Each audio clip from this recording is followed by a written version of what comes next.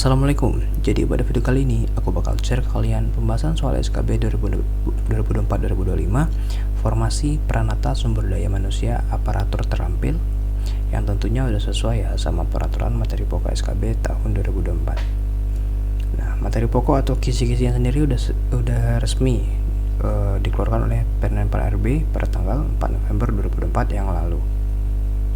Nah, apa aja sih materi pokok dari Pranata Sumber Daya Manusia Aparatur Terampil? Itu ada di nomor 415 ya. Teman-teman bisa cek aja nanti di deskripsi, bisa di-download gratis yang file yang pertama. Nah, itu ada kemampuan umum dan juga kemampuan khusus. Untuk kemampuan umum itu ada 5 poin terkait undang-undang, peraturan perundang-undangan dan Permenpan RB. Nah, untuk kemampuan khusus itu ada 20 poin yang bisa teman-teman cek sendiri nanti. Oke. Jadi itulah materi pokok yang akan diujikan pada formasi Pranata Sumber Daya Manusia Aparatur Terampil. Oke, kita mulai aja ke soal nomor 1. Soal nomor 1.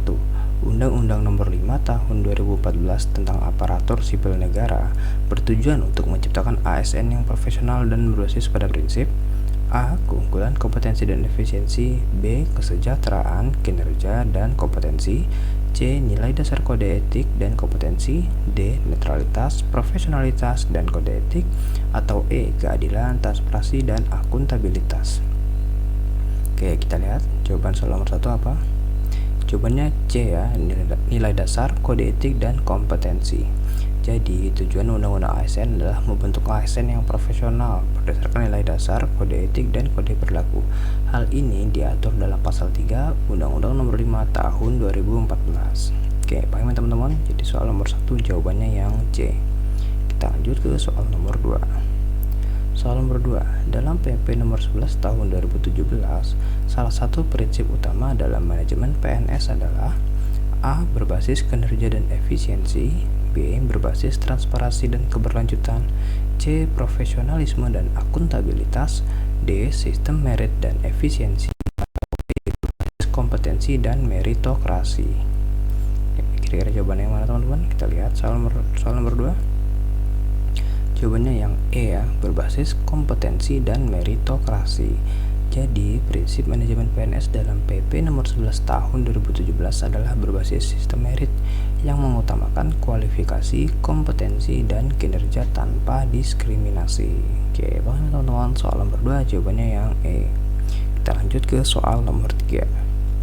Soal nomor 3, dalam PP nomor 17 tahun 2020, perubahan signifikan mencakup pengaturan terkait A. Mekanisme proses jabatan secara otomatis. B. Penyederhanaan birokrasi untuk jabatan administrasi. C. Pemberhentian ASN karena pelanggaran berat. D. Pengelolaan tunjangan berbasis kinerja. Atau E. Penugasan lintas instansi pemerintahan. Oke, kira-kira yang mana teman-teman? Kita lihat soal nomor 3. Soal nomor 3 jawabannya yang B. Penyederhanaan birokrasi untuk jabatan administrasi.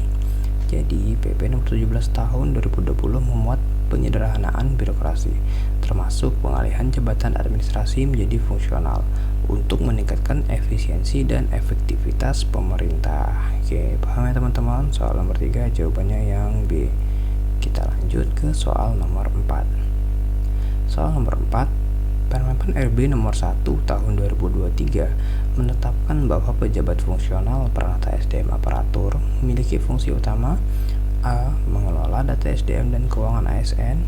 B. Menyusun kebijakan kepegawaian secara teknis. C. Melaksanakan tugas teknis di bidang pengelolaan SDM ASN. D. Memberikan pelatihan terkait SDM di instansi pemerintah. Atau E. Melakukan penilaian kinerja berbasis kompetensi. Oke, kira-kira jawabannya apa ya teman-teman? Soal nomor 4 kita lihat. Jawabannya yang C. Pelaksanaan tugas teknis di bidang pengelolaan SDM ASN.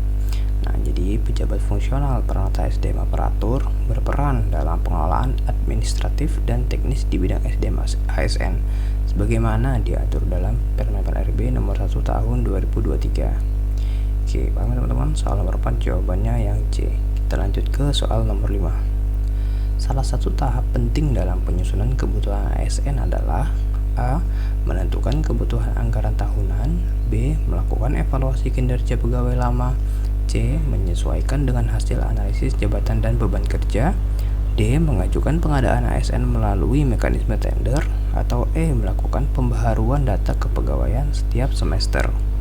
Oke, kira-kira jawabannya yang mana teman-teman? Kita lihat soal nomor 5.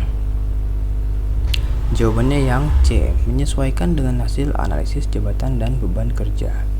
Jadi, penyusunan kebutuhan ASN didasarkan pada hasil analisis jabatan dan beban kerja untuk memastikan kebutuhan pegawai sesuai dengan fungsi organisasi. Oke, paham ya teman-teman? Soal nomor 5 jawabannya yang C. Nah, untuk soal nomor 6 dan seterusnya, teman-teman bisa cek link di deskripsi untuk formasi Pranata Sumber Daya Manusia Aparatur Terampil. Di sana udah ada total 100 soal serta jawaban dan pembahasan. Bisa teman-teman download di sana ya. Oke. Nah, nanti teman-teman bakal dapat file berupa PDF seperti ini. Di halaman awal ada list materi pokok yang bisa teman-teman recall kembali apa-apa aja sih yang bakal masuk ke tes SKB Formasi Pranata Sumber Daya Manusia Aparatur Terampil. Nah, dan juga di sini ada total 100 soal ya teman-teman yang bisa teman-teman pelajari dan teman-teman pahami. Tadi yang kita bahas itu adalah soal nomor 1 sampai dengan soal nomor 5. Untuk soal nomor dan seterusnya silakan teman-teman cek di deskripsi ya teman-teman, bisa di-download di sana. Oke, sekian teman-teman, semoga bisa bermanfaat, semoga bisa membantu, semoga bisa lancar nanti ujiannya dan mendapatkan hasil yang terbaik.